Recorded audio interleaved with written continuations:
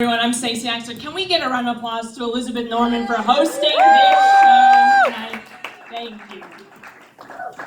The other day I was walking and I approached an intersection, and then when I got the signal to cross the intersection, I started walking in the crosswalk, and a car was trying to make a right turn, but could not make the turn because I was in the crosswalk, which I was allowed to be in, by the way, because I got the signal.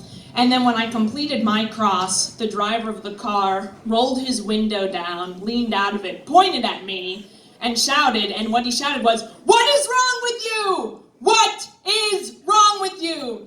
And everyone, most of you here don't know who I am. I'm here to assure you that I'm a very pleasant person. I think most of you would think I'm even a fun person to be around most times. But what this man said really upset me, so when he yelled, "What is wrong with you?" I turned towards him and I yelled, "You don't even want to know! So much is wrong with me! You don't even want to know, sir! You don't want to know the half of it!" And he drove away, everyone, so I think I got the best of that exchange. But what I said to the man, even though it was filled with anger, I'm not going to say that it's untrue. There are things in my life I would like to change.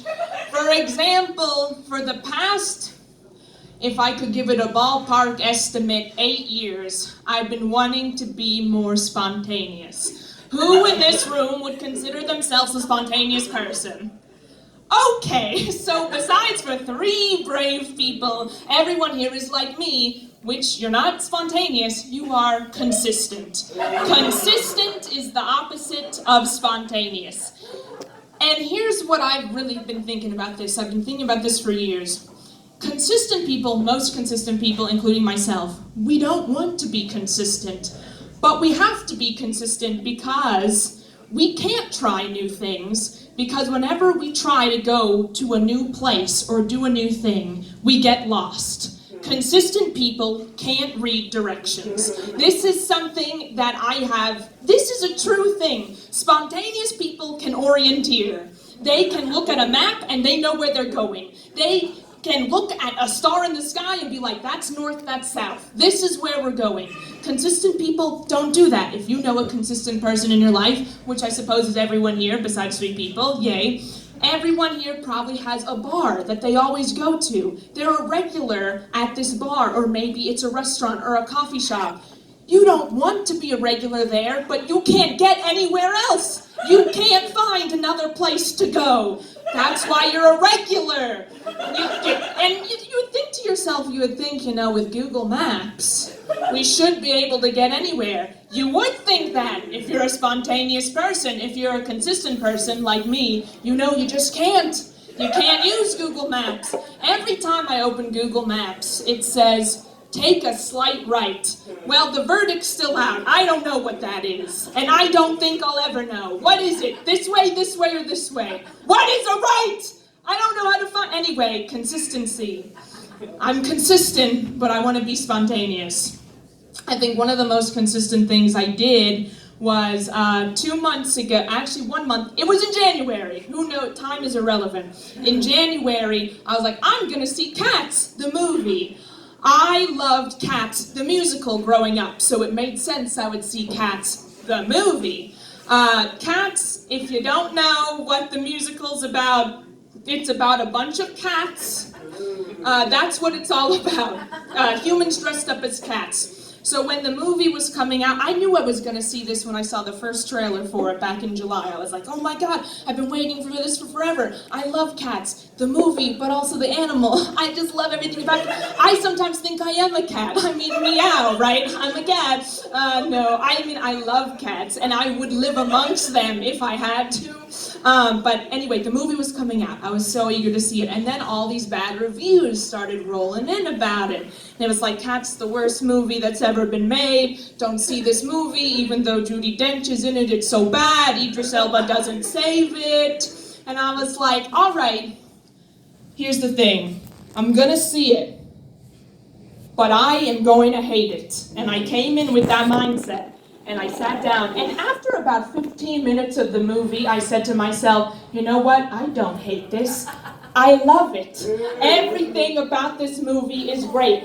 I love the costuming, I love the dancing. It was what I wanted it to be. I think my favorite part about Cats the movie was the fact that because I was the only one in the theater, I was able to sing aloud. I was able to sing aloud every song and no one said shh. No one said to be quiet because I was the only one in the theater and I could just sing every song to my heart's content. It was the exact opposite as when I went to see Hamilton 2 years ago, where everyone said, "Ma'am, you have to stop singing." And I was like, I've paid almost $300 for this ticket, so if it's not a sing-along, I don't know what I've paid for here. You need to give me $100 right now, or at least some free wine, because I thought this was a sing-along. Cats, everyone, think about it. Some people don't like my singing. I'm not a good singer. Some people also don't like my talking. Some people say I talk too much. And for those who say I talk too much, what I would like to say back to them is you don't even want to know how far I've come. I used to say nothing at all. And now I talk a lot. So you can't win, I suppose. But here's my whole point, where it's all coming down to, is this. I've known some people. I'm 28, so I've known people for about 15 plus years of my life. I feel like some friends start to tune me out after some time. They think I talk too much.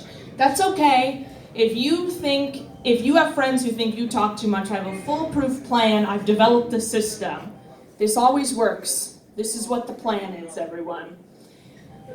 You go up to people who are talking. This is important. You don't say anything right away.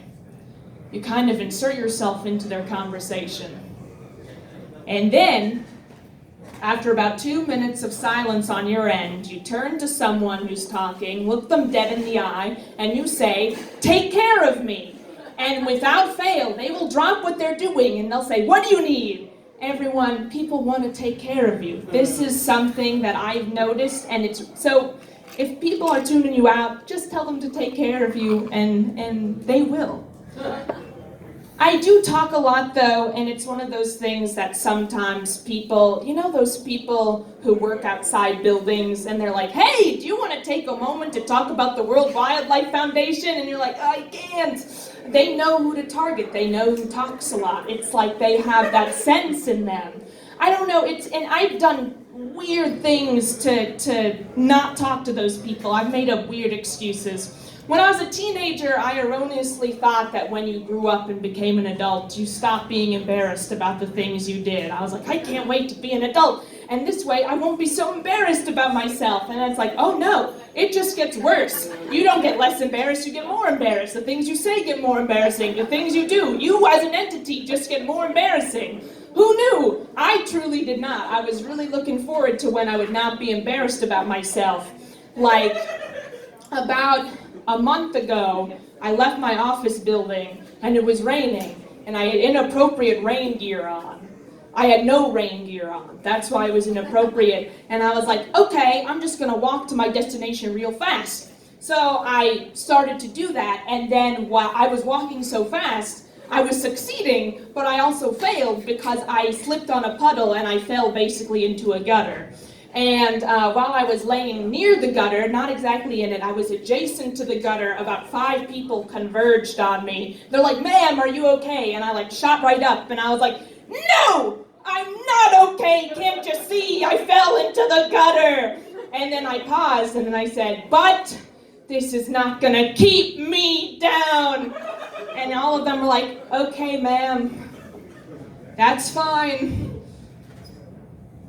But while we have you here, do you want to talk about the World Wildlife Foundation?" They were those people. They literally waited until I was in the gutter to talk to me. So now I donate every month to the World Wildlife Foundation, but there are worse things that you could donate to. So everyone look them up. They have a website. Everyone, you've been such a wonderful crowd. I've been Stacey Axler. Thank you so much.